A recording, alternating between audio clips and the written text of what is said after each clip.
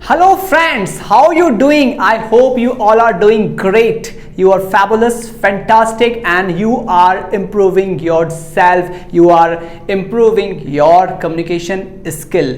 Be healthy और आप अपनी लाइफ को जबरदस्त तरीके से एंजॉय कर रहे हैं। मैं हूं रोहित कुमार सूर्यवंशी और आप सभी का स्वागत करता हूं मेरे ऑनलाइन चैनल मेरी ड्रीम क्लास में। और आज हम पढ़ने जा रहे वाले हैं बहुत ही ज़्यादा एक इम्पॉर्टेंट टॉपिक जिसका नाम है पार्ट ऑफ स्पीच। इसके पहले हमने कुछ वीडियो हमारे इस यूट्यूब चैनल में अपलोड किया था जो कि रिलेटेड थे स्पोकन से और आर्टिकल से। अब यहाँ पर हम अपनी ग्रामर की जर्नी को आगे बढ़ाते हैं और आज हम देखते हैं पार्ट ऑफ स्पीच को। पार्ट ऑफ स्पीच में हम बात करेंगे तो सबसे पहले हमको बात करना होगा लेटर्स का। अल्फ़ाबेट या लेटर्स हर एक भाषा में, हर एक लैंग्वेज में वॉवेल साउंड और कॉन्सोनेंट साउंड होते हैं जिनके लिए हम एक वर्ण का यूज करते हैं और इन्हीं वर्ण को जब हम अरेंज करते हैं तो लेटर्स को अरेंज करने पे बनता है वर्ड और वर्ड को अरेंज करने पर बनता है सेंटेंस या वाक्य। और वाक्यों को का जो कलेक्शन है वो कलेक्शन कहलाता है हमारी स्पीच और इसीलिए हमने बोला है पार्ट ऑफ स्पीच। तो स्पीच को बनाने वाले वो अलग अलग पार्ट जिन्हें हम वर्ड कहते हैं, आज हम उनके बारे में एक ओवरव्यू लेने वाले हैं, एक छोटी छोटी इनके बारे में बातें जानने वाले हैं और आने वाले वीडियोस में फिर हम इनके बारे में डिटेल चर्चा करेंगे। तो सबसे पहले मैं लेता हूं नाउन। सो दोस्तों, सबसे पहले a question arises in your mind, why do we start part of speech with noun? Noun के साथ पार्ट ऑफ स्पीच को क्यों यूज किया जा रहा है? सबसे पहला क्वेश्चन हमारे जहन में ये उठता है। भाई, नाउन ना केवल संज्ञा, ना केवल एक शब्द है बल्कि लैंग्वेज को आसान करने वाला एक बहुत इंपॉर्टेंट टूल है जो ग्रामर ने हमको दिया है। सबसे पहले हम ये जान लें कि नाउन की इंपॉर्टेंस क्या है। देखिएगा, दुनिया में बहुत सारी चीज़ें आई, बहुत सारी चीज़ों को हमें नाम देना पड़ा और नाम इसलिए दिया ताकि हम उसे आसानी से सामने वाले को समझा सकें। क्यों? क्योंकि लैंग्वेज का जो मेन उद्देश्य है, भाषा का जो मेन पर्पस है वो यही तो है, चीज़ों को आसान बनाना। भाषा एक ऐसा टूल है, भाषा एक ऐसी माध्यम है जिसके द्वारा हम अपने विचारों को, अपने थॉट्स को, अपनी इंफॉर्मेशन को सामने वाले तक बड़े आसानी से पहुंचाना चाहते हैं और इसके लिए ज़रूरी है उन चीज़ों का नाम देना और ये काम करता है noun. So noun is called naming word. बचपन में हमने पढ़ा है noun is the name of any person, place or thing. इसको और आगे तक लेके जाते हैं, केवल व्यक्ति, वस्तु, स्थान का नाम केवल नाउन नहीं है बल्कि नाउन एनीथिंग एंड एवरीथिंग, ठीक है, around us and that can be named, जिनका नाम रखा जा सकता है उनके लिए हम यूज कर सकते हैं नाउन। सो नाउन किसी का भी नाम होता है, इसलिए हमने इसे क्या बोला है? इसलिए हमने इसे बोला है नेमिंग वर्ड। नाउन क्या है? नेमिंग वर्ड है जिसका काम है नाम देना। और नाम से क्या मिलता है? नाम से मिलती है पहचान। मैं आपको एक एग्जांपल देता हूं। ये एग्जांपल है, जैसे मैंने बोला एलिफेंट। क्या आपके स्मृति पटल में कोई चित्र अंकित हुआ? ठीक है, have you got any kind of image in your memory, in your mind, in your brain? Yes, absolutely, you have got the picture of an elephant. ये है पावर ऑफ नाउन की कि मैंने केवल आपको एलिफेंट बोला और एलिफेंट की एक इमेज आपके सामने बन गई और सामने इमेज बन गई और साथ ही साथ उससे रिलेटेड सारी इंफॉर्मेशन आपके सामने आ गई। सो यही काम नाउन करती है, हर एक चीज को आइडेंटिफाई करती है और उसका नाम रखती है ताकि सामने वाले को जब हम वो एक्सप्लेन कर रहे हैं तो आसानी से उसे हम एक्सप्लेन कर पाएं। अगर उसका नाम नहीं होगा तो हमें उसके बारे में डिस्क्रिप्शन देना पड़ेगा। ठीक है, सो नाउन एक नेमिंग वर्ड है जिसका काम है ऑब्जेक्ट को आइडेंटिफाई करना। जैसे मेरा एक नाम है, आप सभी का एक नाम है, ठीक है, और ये नाम से हम जाने जाते हैं, हम पहचाने जाते हैं, तो ये कहलाता है noun. So noun is the name of anything and everything which can be named. Okay, इसके बाद हम आते हैं प्रोनाउन के तौर पे। भाई, नाउन तो हो गया नाम देने का काम। अब नाउन के बदले में जो शब्द का प्रयोग होगा वो कहलाएगा pronoun. So pronoun is a word that is used in the place of noun. Anything that can be used, कोई भी चीजें जो कि नाउन के पहले यूज हो जाए, जो कि नाउन यानी संज्ञा के पहले यूज हो जाए, वो प्रोनाउन कहलाएंगे। क्योंकि प्रोनाउन में भी छुपा नाउन है।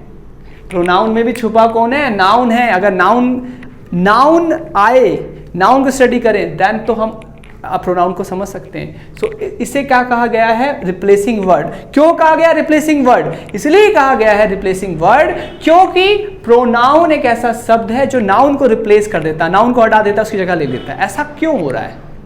इसकी क्या इंपॉर्टेंस है? इसकी इंपॉर्टेंस ये है कि भाई नाउन को अगर हम बार बार यूज करें उसका रिपीटेशन बढ़ जाएगा, उससे भाषा की सुंदरता कम हो जाएगी और अननेसेसरी हमें, ठीक है, स्पेस लेगा। जैसे हम बात करते हैं कि हम भाई ऐसे लिख रहे हैं और ऐसे लिख रहे हैं मोहनदास करमचंद गांधी जी के बारे में, और उस ऐसे में अगर उनका नाम बार बार हम रिपीट कर दें तो पूरा ऐसे मोहनदास करमचंद गांधी जी के नाम से भर जाएगा।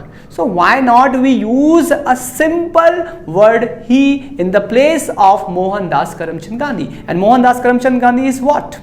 It's a proper noun and we use a word he, HE he. तो यहां पे हमने देखा ही एक छोटा सा वर्ड है जो कि केवल 2 लेटर से बना है और उसने मोहनदास करमचंद गांधी को रिप्लेस कर दिया। वो किसी भी थर्ड पर्सन मेल को रिप्लेस कर सकता है।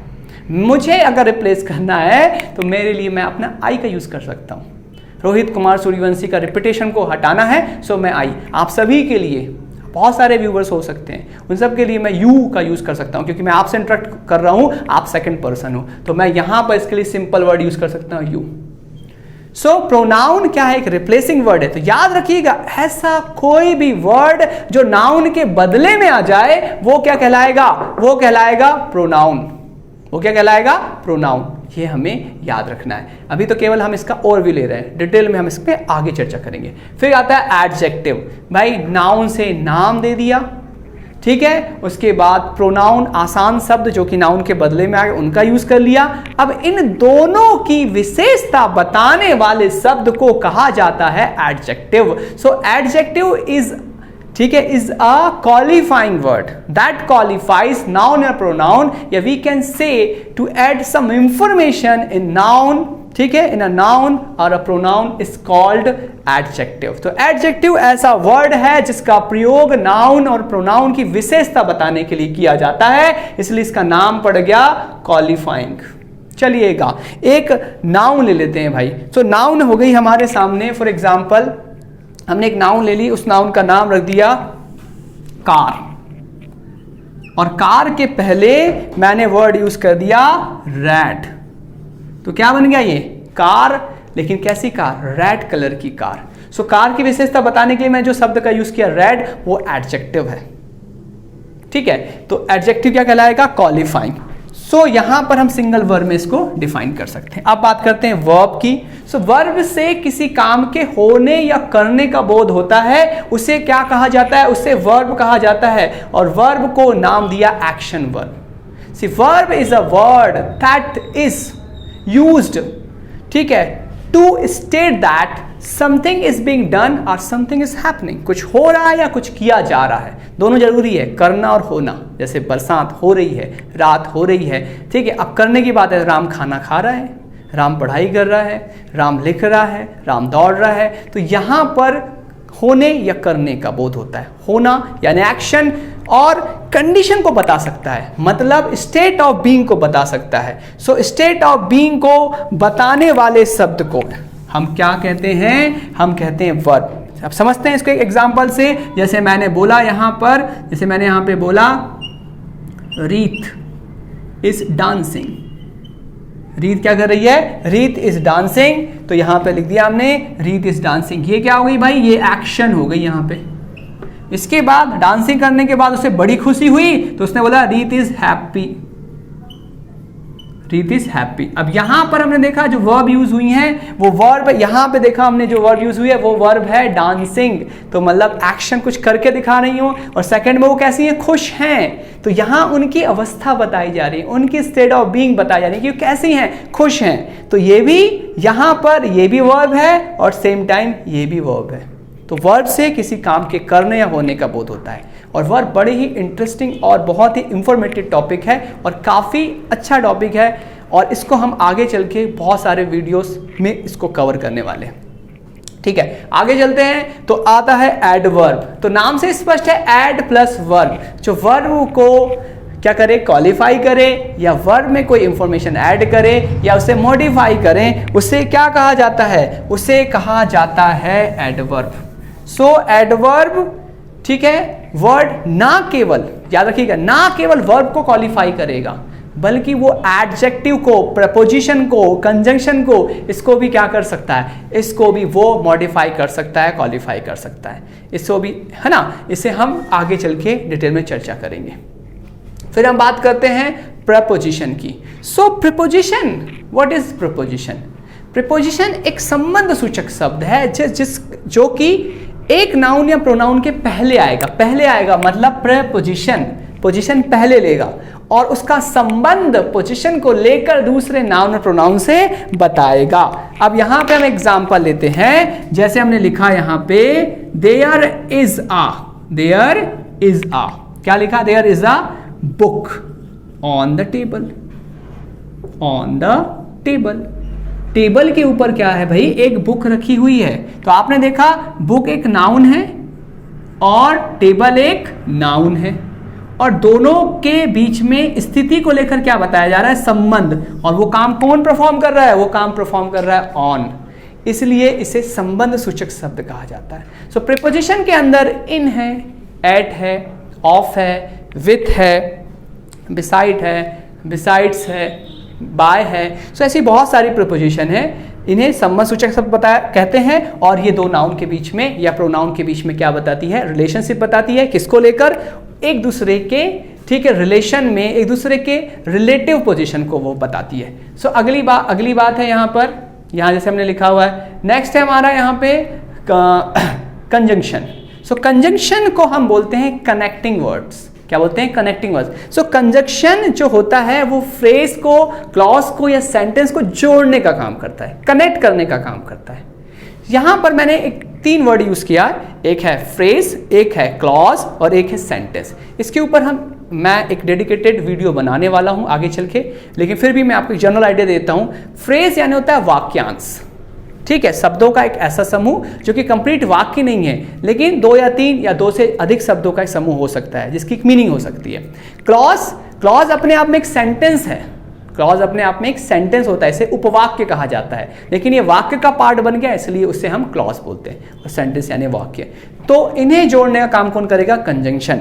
जैसे हम बात करें एंड, अगर मैं बोलूं यहां पे, ठीक है, राम सिंग्स, और मैं बोल रहा हूं श्याम सिंग्स, राम भी गाता है, श्याम भी गाता है, तो हम इन दोनों को कनेक्ट कर सकते हैं एंड कंजंक्शन की हेल्प से, Ram and Shyam Singh. So and है, और है, ठीक है, बहुत सारे कंजंक्शन है, ऑल्दो है, दो है, बट है, यट है, तो इन सभी को कंजंक्शन कहते हैं और इनका काम है कनेक्ट करना। इसके बाद कंजंक्शन के बाद आता है इंटरजेक्शन। सो इंटरजेक्शन एक ऐसे शब्द हैं जिनका कोई शाब्दिक अर्थ नहीं होता, वो हमारी सडन फीलिंग को व्यक्त करने के लिए सपोर्ट के तौर पे आते हैं, हमारी खुशी को जाहिर करने के लिए, हमारे दुख को जाहिर करने के लिए, हमारी एक्साइटमेंट को जाहिर करने के लिए, हमारी हेटरेट को जाहिर करने के लिए, ठीक है, हमारे एक्साइटमेंट को, हमारे सरप्राइज को, तो इनको जो एक्सप्रेस करता है इंटरजेक्शन। जैसे आपको कुछ अच्छा लगा तो आप कहते हैं वाव, क्या कहते हैं आप, wow, wow what a beautiful house it is, wow what a performance, ठीक है। या अगर आपको अपना दुख व्यतीत करना है तो आप कहते हैं अलॉस, अलॉस, he died, वह मर गया, he died, तो दुख व्यक्त कर, alas, okay, we have lost the match, या hooray, we have won the match। तो आप hooray यूज करते हो किसे एक्सप्रेस करने के लिए, हैप्पीनेस को, दुख को व्यक्त करने के लिए alas। तो ये इंग्लिश में है, हिंदी में कुछ और भी हो सकते हैं क्योंकि ना कोई शाब्दिक अर्थ नहीं है, ठीक है। या आप उच्च कहते हो, या आप उफ कहते हो, ठीक है, दर्द हो रहा है, ठीक है, ओ कह रहे हो, सरप्राइज है तो ओ एलिमेंट आ रहा है आपका। तो ये शब्द, ठीक है, जिनमें हम क्या कर रहे हैं, इस तरह शब्द लिखते हैं और इसमें हम एक एक्सक्लेमेटरी मार्क लगाते हैं, और इनका जो यूज होता है ना वो एक्सक्लेमेटरी सेंटेंस में होता है। सो एक्सक्लेमेटरी सेंटेंस में इस तरह के जो शब्दों का यूज होता है उसे इंटरजेक्शन कहते हैं। तो यह था एक ओवरऑल व्यू। मैं एक लाइन बता देता हूं, अगर कोई आपसे नाउन पूछे तो नाउन एक नेमिंग वर्ड है जिसका काम है नाम देना। प्रोनाउन रिप्लेसिंग वर्ड है जो नाउन के बदले में आता है। एडजेक्टिव क्वालिफाइंग वर्ड है जो कि नाउन और प्रोनाउन की विशेषता बताता है। वर्ब एक एक्शन वर्ड है जो कि एक्शन रिलेटेड वर्ब्स को क्या करता है, बताता है, या फिर स्टेट ऑफ बीइंग को बताता है। फिर हम बात करते हैं एडवर्ब। एडवर्ब जो होती है वर्ब की विशेषता बताती है, साथ ही साथ प्रपोजिशन, कंजक्शन, ठीक है, या एडजेक्टिव या अदर एडवर्ब की विशेषता भी बता सकती है। प्रपोजिशन एक संबंध सूचक शब्द है जो कि एक नाउन और प्रोनाउन का संबंध दूसरे नाउन या प्रोनाउन से बताता है पोजीशन को लेकर। फिर कंजंक्शन इट्स कॉल्ड कनेक्टर, जो कि दो चीजों को कनेक्ट करेगा, वो फ्रेज हो सकती है, क्लॉज हो सकता है, सेंटेंस। और इंटरजेक्शन है, इसे कहते हैं एक्सप्रेसिंग वर्ड, जो कि आपकी फीलिंग को, आपके इमोशंस को एक्सप्रेस करेगा, जिसका कोई शाब्दिक अर्थ नहीं होता। हर एक लैंग्वेज में अलग अलग इंटरजेक्शन हो सकते हैं। ये था आपका छोटा सा एक ओवरव्यू। हम आगे चल के मतलब नेक्स्ट क्लास में नाउन से सिस्टमैटिक उसको स्टार्ट करेंगे और ये सारी क्लासेस बहुत ज़्यादा आपके लिए इंपॉर्टेंट होने वाली है। So please if you not subscribe our channel, please subscribe our channel and I hope that you must have learn something from this lesson, okay, and we are trying our level best to give you our best shot. Okay, so pray for us and bless us by the subscribe my channel. Okay, and we are waiting for your comments and let us